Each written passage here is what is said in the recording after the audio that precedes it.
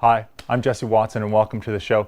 If you have any comments, questions, cares, or concerns, please feel free to reach me anytime at therealjessewatson@gmail.com. Whatever information I provide here for you is meant as a creative jump-off point. So if you're a seasoned pro or you're new to this, I want you to understand that the entire process is not meant to be over-intellectualized. Rather, it's meant to be driven by emotion and instinct. So if you have a good idea, you should believe in that idea and put that on the canvas. Before I start painting, it's important to me to lay tarps down on my table and underneath my work area so I don't get paint absolutely everywhere. Now, as I go and create this piece, you'll see the tools that I use, but I want you to understand that you don't need to go out and get the best of everything. As a matter of fact, I've been using dollar store brushes for over a year now, some of which have survived the test of time. Others not so well. But for the most part, it's amazing how economical painting can be. And isn't it supposed to be like that? Isn't it supposed to be fun? Isn't it supposed to be accessible? Well, that's what we're trying to do here today with you is I'm going to paint this piece and I'm going to show you how and hopefully not make it too complicated. And at the end, whether you were just enjoying the conversation with us or you were painting along, we sincerely hope that you had a great time. And so, without further ado, let's start this painting. All right, so we had a look at what the finished product is going to look like. I've decided on my colors, and now we have a blank canvas. Nothing excites me more than a blank canvas. There's so many possibilities, and now, of course, me personally, I love reds and blues. They complement each other very, very well, especially in an abstract pattern. So I'm going to dive into applying those on the palette, and we'll get started.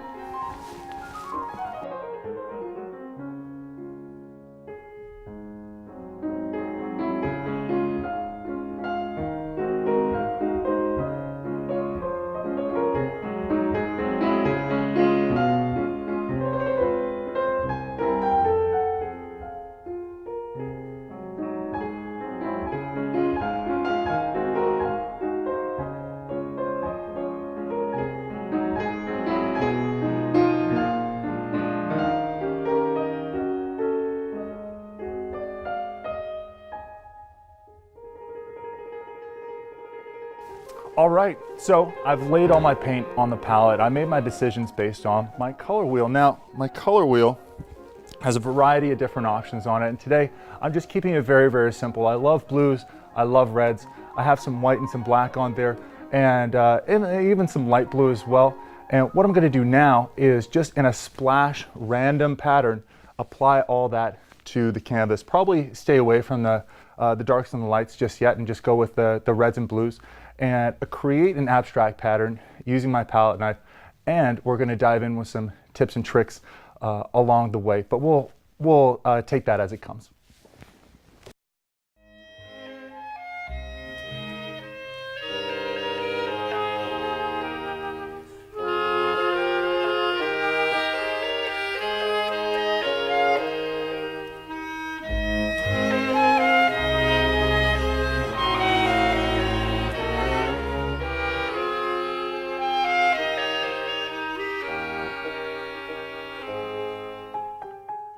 I have this palette wetting spray, and I just picked this up today especially for the show. I've been using water in a spray bottle to mix with my acrylic, but what ends up happening is over time, if you mix your acrylic with water and you do it too much so, the chemical binding in the acrylic won't last as long. So instead of your painting lasting for 400, 500, 600 years, it might only last for 2. Now, that might be longer than any of our lifetimes, but it's still important to emphasize quality whenever you can.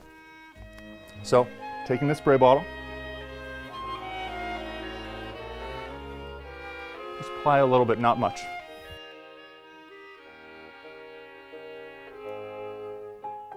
As well, I forgot that I want to spray my palette, so I'm going to do that right now as well.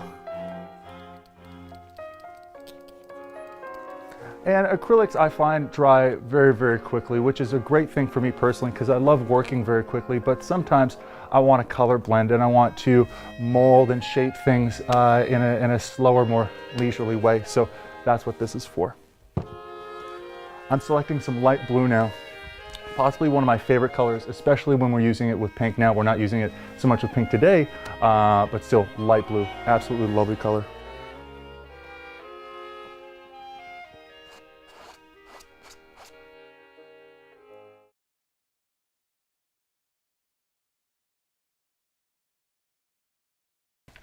I'm gonna balance the blue and the light blue with some red and maybe light red over here. After that, I'm gonna take some, excuse me, some newsprint paper and apply this just on top of there. I'm gonna scrunch all that up, let it dry for a little bit. When I come back, peel the paper off, and hopefully there will be some interesting patterns for my eye to look at and kind of go off of when we go to our next step, which is adding the subject matter.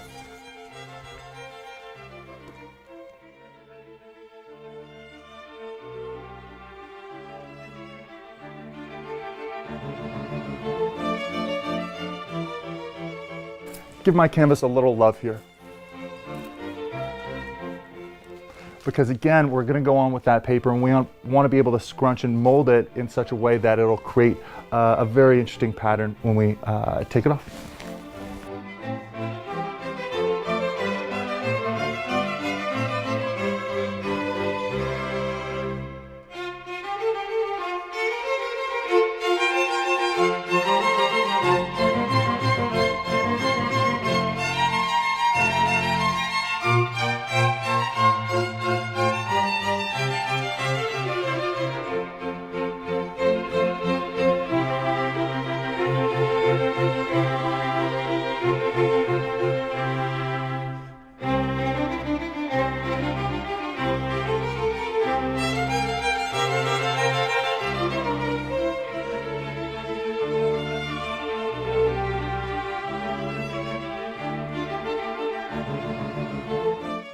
I like to experiment with different techniques, as I told you.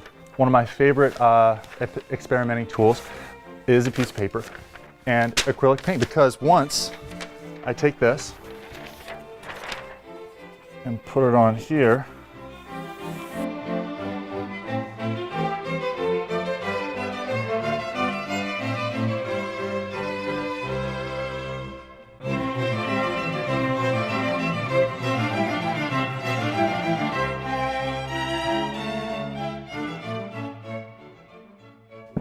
okay, so I applied the paper on the canvas, I let it dry, as well as scrunched it up a little bit. Hopefully when I pull it off, there are going to be some abstract patterns there. I took my simple acrylic paint, though I will say the paint I've selected is highly pigmented. You don't have to get the highly specialized, highly pigmented acrylic paint. You don't even have to use acrylic paint. You can use oils, watercolors. Watercolors on paper probably be the most effective. But I find that for myself, for the quality of the piece, I love the high pigmented acrylic paint. So without further ado, I'm going to peel this off. We're going to have a look at the abstract patterns there. We might mess around with it a little more, add some blending medium. We might wet it down with some water, sponge it a little. Then we'll have to let it dry.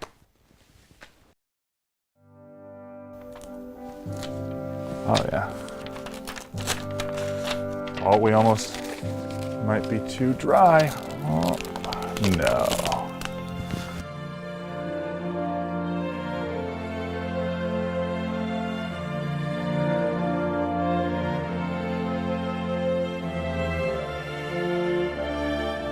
Okay, so I did leave it on for just a little bit too long, not a problem. Spray bottle. I'm going to scrape some of these paper pieces that were left on. I'm going to scrape those off. Okay, so it's dry now due to the magic of editing, and we're going to start mapping out my subject matter. My subject matter today is going to be an eyeball. When I'm looking into an eye, I find it very evocative, and there's so much detail and depth there, and so I like choosing an eye or eyes as subject matter. So what I'm going to do is I'm going to use mapping points just to kind of create a connect the dots pattern for my almond shape for the eye, so that when I go in and add those contour lines, those shaping lines, I'll know where to go without having to put too much thought into it. And I really don't want to overthink this process, because me personally, I find that art is best when it's not too contrived, and when I let my emotions and my instincts guide the piece, as opposed to overanalyzing every detail and making sure everything is perfect. Now, as a side note, I'm taking black here to make my mapping points, but you can take red and blue and make a very dark purple that's almost analogous to a black, and use that in the same way as well. I'm just going straight to black simply because I want to make it super simple for myself and super simple for my eye to follow along.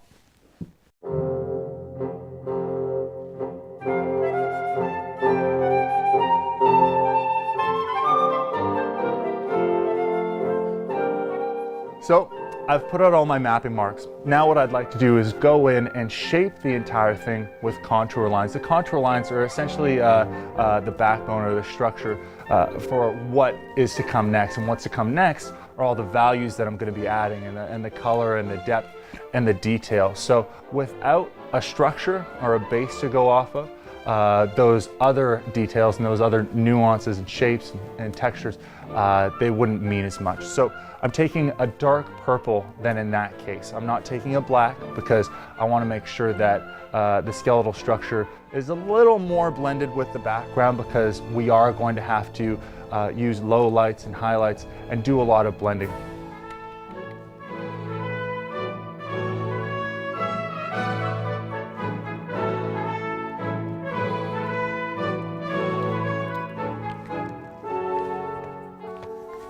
Okay, so now I'm taking a medium small brush, and with this medium small brush, I'm going to add in those contour lines, those shaping lines.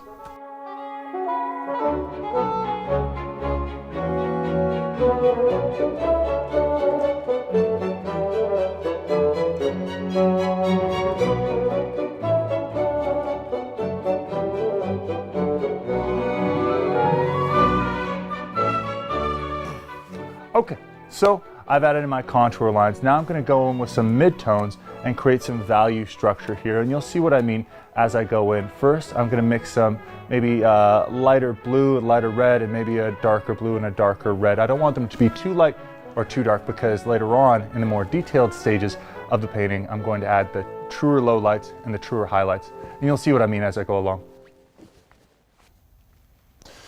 So I'm taking some of the light blue mixture and my white, and I'm mixing them together.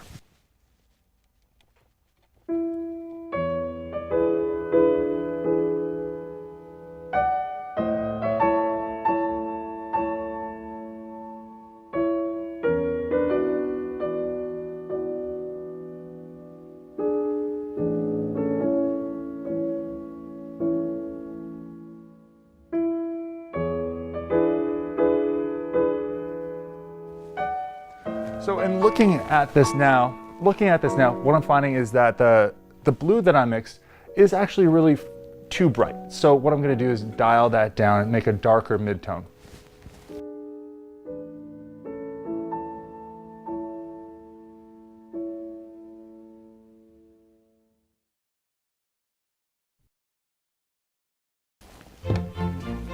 What I'm doing right now is wet working the acrylic on the canvas. It's a blending technique.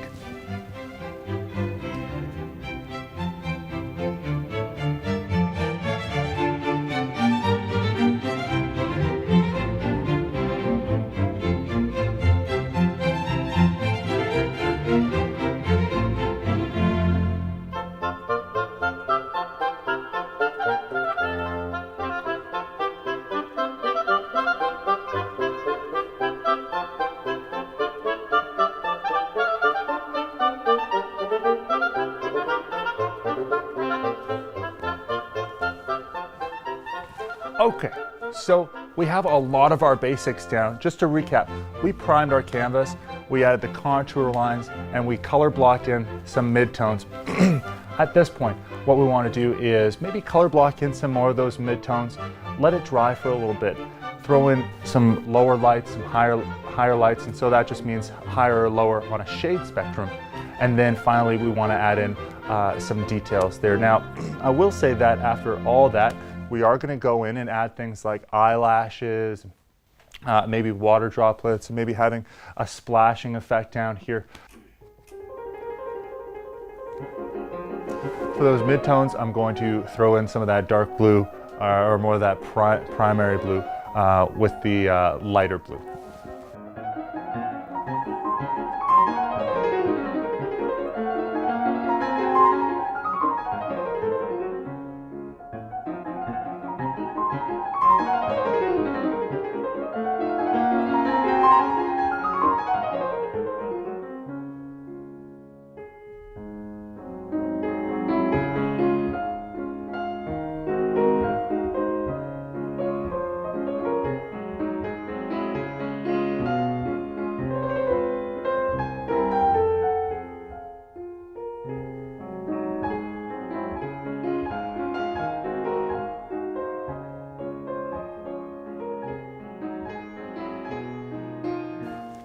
So now I've added in a few more of those midtones. I've structured the entire thing, and the important stage for me now is to let it sit. Now, I'm a little bit of an impatient fellow, but if I wait long enough, I find that once it's fully dry, I'm able to go into that much more detail. So I'm always reminding myself to have a ton of patience, and I recommend that if you're following along, you do the same.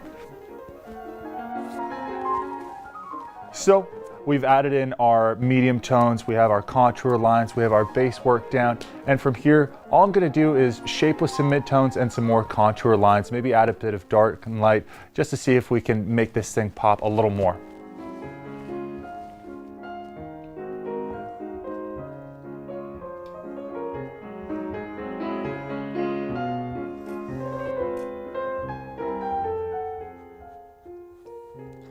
And you might be able to notice here as well that I've brought in some of my lighter tones into the iris area. This is fine because, as you can see now, I'm applying this darker, sharper line here. So I'm going over those.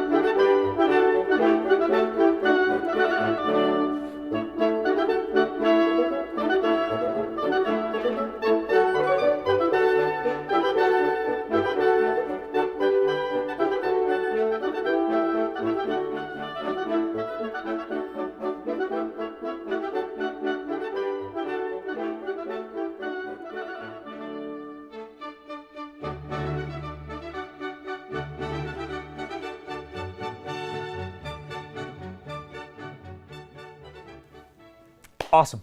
So now we're ready to add in some more of those details. What I'd like to do is add some upper eyelashes. I'd like to add maybe a crying effect, maybe tug on our heartstrings, make it a bit emotional, a bit visceral, and then add those lower lashes. After that, we have some highlights and maybe some touching up, but around that time it should be about done. At which point, generally I would apply a fixative, but we're not going to do that today.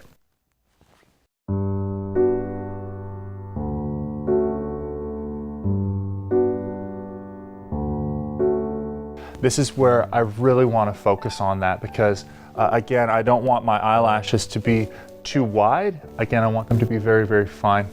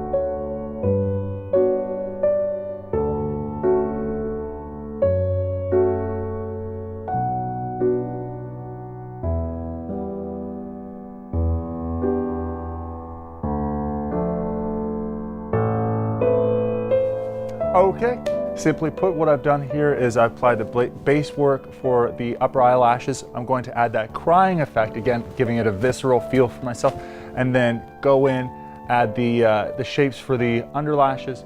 After that, I'm gonna add some, maybe close to black, maybe mix my purple and my black, and go and re-attack these, and maybe add some of that darker shade in the pupil itself. After that, it's the highlights, and hopefully after that, it's done.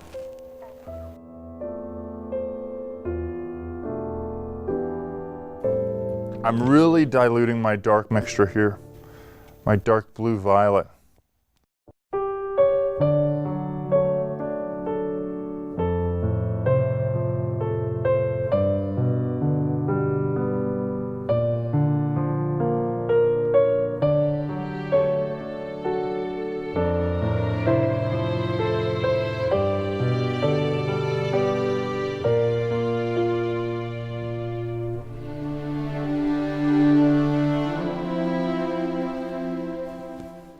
Okay, so I've added that crying effect, very cool, very emotive.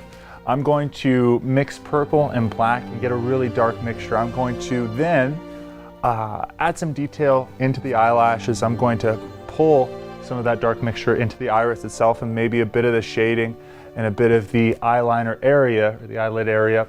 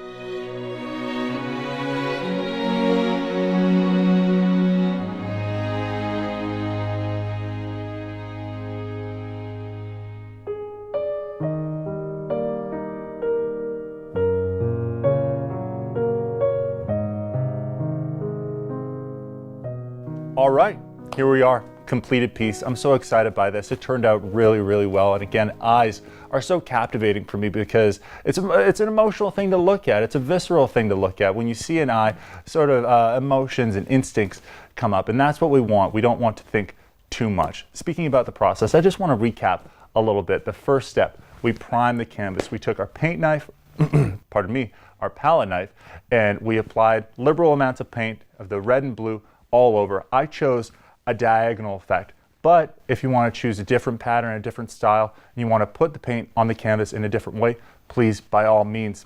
After that, I applied the mapping points. The mapping points were essential because we connected the dots with them to create contour lines. And the contour lines were important because without them, I couldn't really have a vision of where I want to color block and fill in with the shades and all that, which is exactly what I did after adding those contour lines.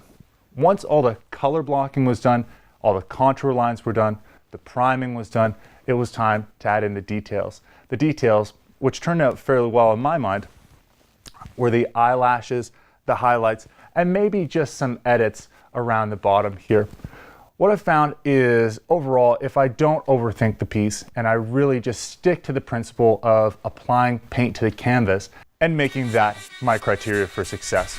Now, I'd just like to give a quick thank you to Zach and the production team who made this all possible, and to you at home. So if you're here just for the conversation, we're always happy to have you. And if you're here to follow along and paint with me, I'm always happy to help you. Thank you so much. Take care.